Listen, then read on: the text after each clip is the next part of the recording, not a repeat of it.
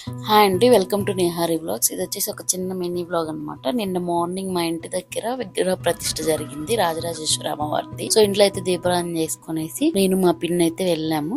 మేము వెళ్ళేసరికి అక్కడ పూర్ణాహుతి జరుగుతుంది. మార్నింగ్ 9:40కి విగ్రహ ప్రతిష్ఠ జరిగింది, కానీ ఇంకా దేవుడిని అయితే చూపిలేదు అమ్మవారిని. ఇక్కడ పూర్ణాహుతి అయ్యాక శివపార్వతులు కళ్యాణం చేశారు. అండ్ ఈ యాగశాలలోకి ఎవరిని రానివ్వట్లేదు. ఒక చోట ఒకలాగా చేస్తారేమో.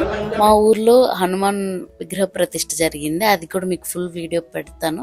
అప్పుడైతే మేము అందరం యాగశాలలోకి వెళ్ళాము. ఇక్కడ ఎందుకో రానివ్వలేదు. ఇక్కడ కూర్చొనేసి కళ్యాణం చూస్తా ఉన్నాం శివపార్వతులది. అమ్మవారి దర్శనం చేసుకునేసరికి ఆఫ్టర్నూన్ 1:30 అయిపోయింది అనమాట. కళ్యాణం అయ్యాక అమ్మవారిని ఫస్ట్ అద్దంలో చూపించారు, మీకు కూడా చూపిస్తాను. అందరూ దండం పెట్టుకోండి.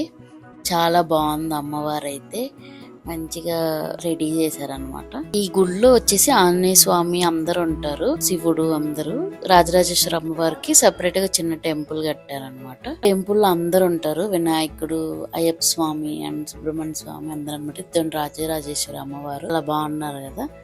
అండ్ మేమైతే ఇంకా దర్శనం చేసేసుకొని ఫైనల్ గా భోజనాలు తినేసి ఇంటికి వచ్చేసాం. మీరైతే సబ్స్క్రైబ్ చేసుకోవడం మాత్రం మర్చిపోద్ది. Thank you.